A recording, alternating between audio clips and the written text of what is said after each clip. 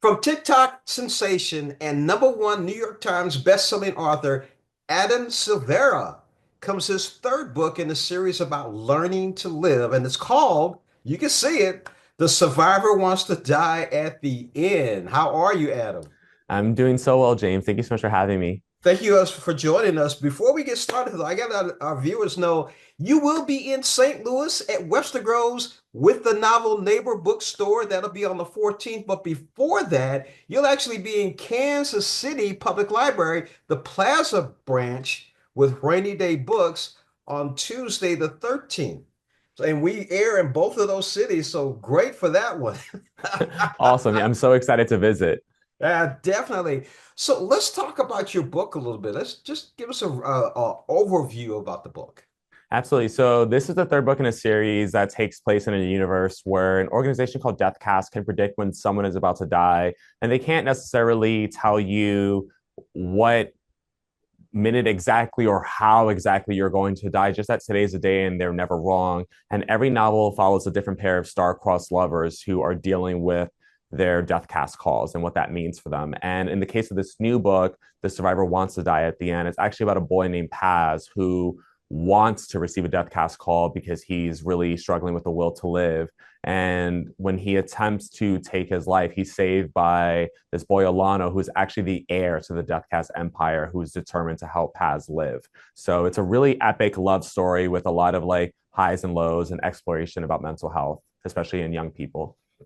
You know, it's interesting when you talk about mental health. May is Mental Health Awareness Month. It's perfect timing for your book. Talk about that.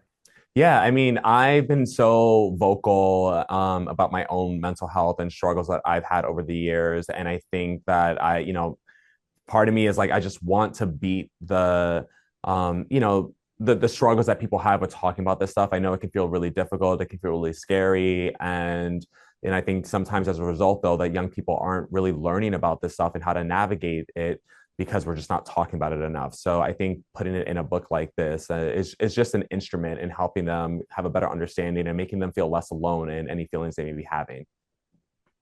Speaking of feelings, let's talk a little bit about you in the book. What was your inspiration on this? I mean, I really always draw from my own personal life in a lot of ways. And, I'm no stranger to, like suicidal struggles. And I'm very proud to say that I'm alive today. And I have done a lot of work to be alive today.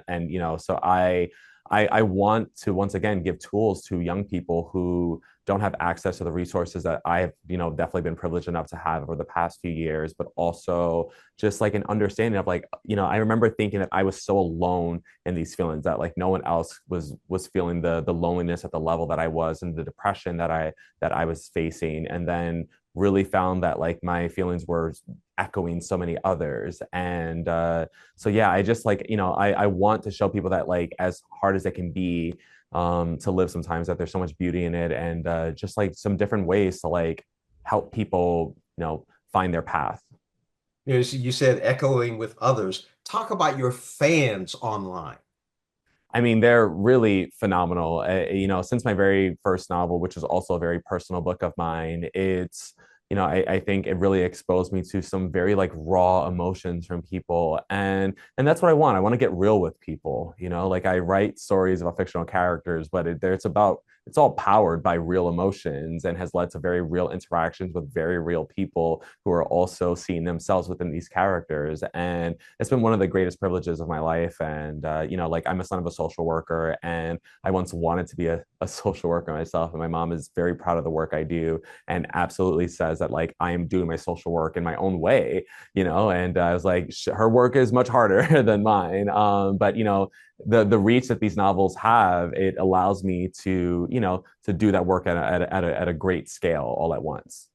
Not only that, let's talk about Just in Time for Pride. Talk about that a little bit. Yeah, I know. Between like mental health month being May and then Pride in June, it's a strong 2 months for these stories. And like I'm a very like out and proud queer man, and I came out when I was 20, well, when I was 19, and but to my family and stuff when I was like 21, and like I remember feeling this time that like I was like really scared to come out. I grew up in the South Bronx, which was really intolerant of that kind of like behavior. And I'm like, between being out and proud as a queer man and being out and vocal as a survivor, I'm like, I no longer feel this need to be closeted in any way in my life. I'm such an open book. I'm sometimes like too much of an open book for some people, but my life is best lived authentically and vocally and openly, and yeah, I'm proud all around. Okay, you say you came out at 21 with your family. Talk about 10 books in 10 years.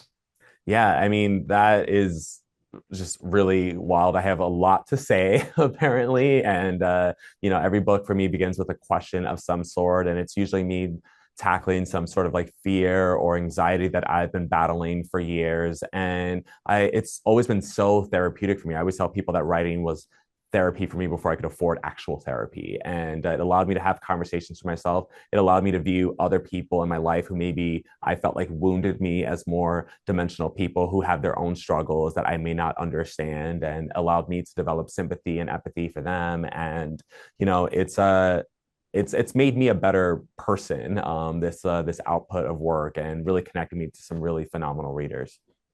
Speaking of phenomenal readers, let's see if we can talk just a little bit about your connection with Bad Bunny, Yellow Jackets executive producer Drew Cummins, and Bridgerton creator Chris Van Dusen, and Netflix. What's going on over there? Yeah, so we are working on a television adaptation of They Both Die at the End, which is really cool. I remember when I got the call about Bad Bunny, I was like, you mean like that Bad Bunny, right? Like he's what? And like, I mean, with the intention of like creating original music for the show, which is like wild. I'm like, cool, like let's go win a Grammy for something that Bad Bunny's going to go create, right? And I truly have a lot of adoration for Bad Bunny because he is such a vocal ally, and just like so proud of Puerto Rico, and I love that so much. And Chris Van Dusen created this super romantic Bridgerton series, and is going to bring a lot of that love. And Yellow Jackets is one of my favorite shows, so it's really been like it's been a really cool collaboration.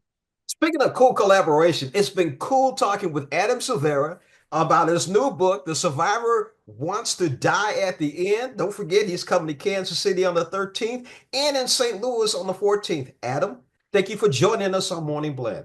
Thank you so much, James. Really appreciate it. Thank you.